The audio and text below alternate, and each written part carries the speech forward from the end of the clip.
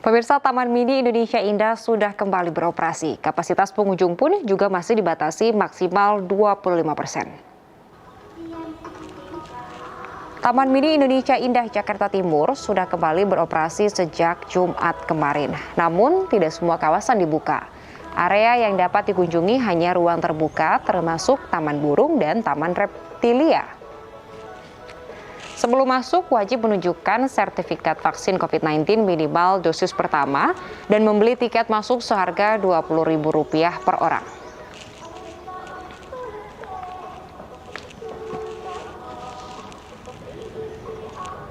Taman Impian Jaya Ancol, Jakarta Utara juga telah dibuka untuk berolahraga.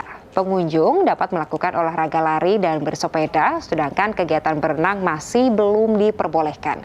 Guna menghindari kerumunan, Ancol menerapkan kebijakan pembatasan waktu, yakni sesi pagi pukul 6 hingga 10 pagi dan sesi siang pada pukul 2 siang hingga 6 sore. Kepada masyarakat yang akan berkunjung olahraga ke kawasan Ancol, persiapkan diri Anda tetap sehat kondisinya, lalu juga membekali diri Anda dengan tiket yang dibeli secara online melalui ancol.com, lalu juga membawa bukti vaksin dan tetap menjaga protokol kesehatan agar kita bisa berolahraga dengan nyaman dan aman di kawasan Ancol.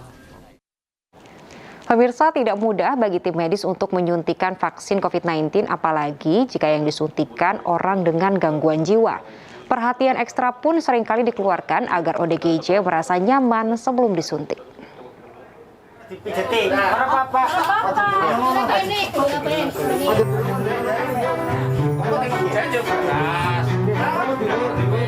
Berbagai bujuk rayu disampaikan tim vaksinator di Desa Merene, Kecamatan Maus, Cilacap, Jawa Tengah, agar orang dengan gangguan jiwa ini mau disuntik vaksin COVID-19. Apalagi, tak sedikit dari ODGJ yang ketakutan, memberontak, dan menolak disuntik vaksin oleh petugas. Kita lihat dulu suratnya. Kalau tetap tidak bisa ya bagaimana lagi? Tidak mungkin kita akan memaksakan.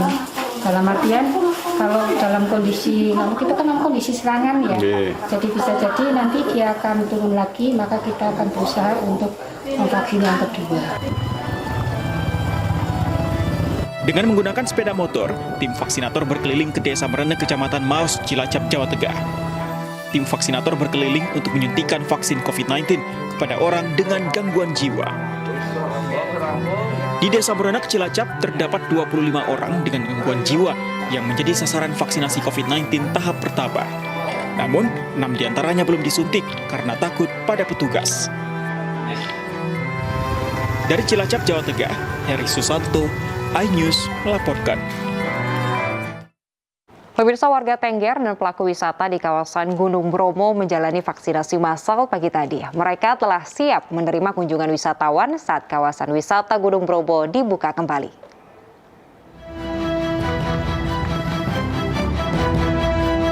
Sekitar 350 warga Tengger dan pelaku wisata di kawasan Gunung Bromo di Desa Wonokitri, Kabupaten Pasuruan menjalani vaksinasi massal pagi tadi.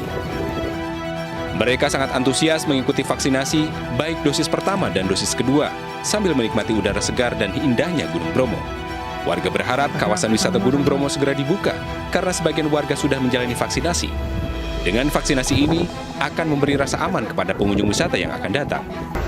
Tujuannya yaitu agar pelaku wisata yang ada di Pasuruan khususnya, dan khususnya juga di Bromo Tengger, siap untuk menerima wisatawan. Sementara itu, petugas vaksinasi Kabupaten Bulungan, Kalimantan Utara harus menembus jalur sungai untuk melakukan vaksinasi kepada warga pelosok. Selain minimnya stok vaksin, akses masyarakat untuk mencapai gerai vaksin juga masih terkendala jarak yang jauh. Dengan adanya vaksin tambahan ini, diharapkan dapat membantu tercapainya herd immunity atau kekebalan komunal bagi masyarakat di wilayah Bulungan, Kalimantan Utara. Tim Liputan iNews melaporkan. Pemirsa, ratusan warga di Kabupaten Toba, Sumatera Utara rela antri demi mendapatkan vaksin COVID-19.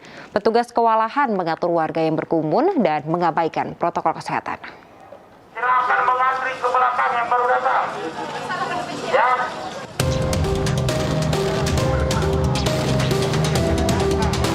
Ratusan warga di Kabupaten Toba, Sumatera Utara mengantre demi mendapatkan vaksin COVID-19. Mereka rela datang ke kantor Dinas Kesehatan Kabupaten Toba sejak pagi dan menahan panasnya terik matahari. Petugas tidak menyangka jumlah warga yang datang membludak dan melebihi kapasitas. Petugas pun kewalahan mengatur warga yang berkerumun dan mengabaikan protokol kesehatan. Untuk hari ini kita vaksin masyarakat satu hari ini adalah 1.000 orang yang kita vaksin itu pakai vaksin Sinovac untuk saat ini untuk dosis 1. Seluruh dengan pasien kes yang ada di Kabupaten Toba per hari target kita ini 10.000 masyarakat harus divaksin satu hari sampai hari Sabtu. Sedikitnya 1.000 orang di Kabupaten Toba menerima vaksin COVID-19. Vaksinasi digelar di kantor Dinas Kesehatan dan di sejumlah rumah sakit serta puskesmas. Dari Toba, Sumatera Utara, Aris Fernando Manalu, iNews melaporkan. Pemirsa, 26 warga negara Indonesia dievakuasi dari Afghanistan dan tiba di tanah air dini hari tadi. Meski sempat tertunda, evakuasi dipersiapkan secara hati-hati, rahasia, dan minim risiko.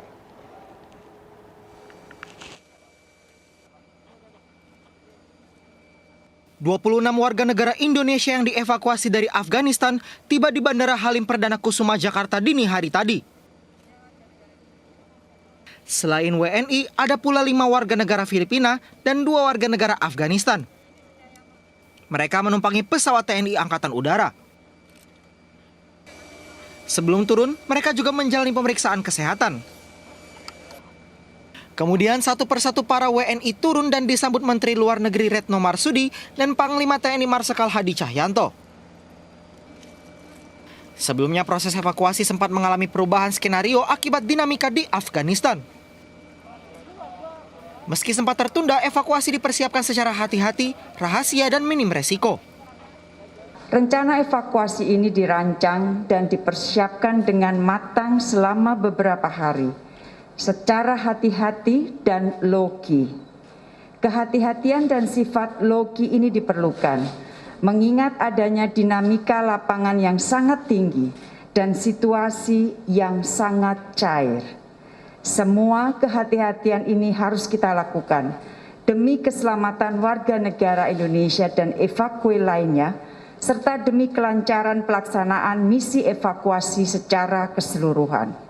Saya ingin mengucapkan banyak terima kasih atas dukungan doa dari seluruh masyarakat Indonesia atas keberhasilan misi evakuasi warga negara Indonesia di Kabul yang tidak ringan karena banyak permasalahan di lapangan yang kita hadapi, dinamika di lapangan yang kita hadapi, namun semua bisa dilaksanakan dengan baik berkat kerjasama antar kementerian dan lembaga, sehingga operasi ini bisa berjalan dengan aman dan lancar.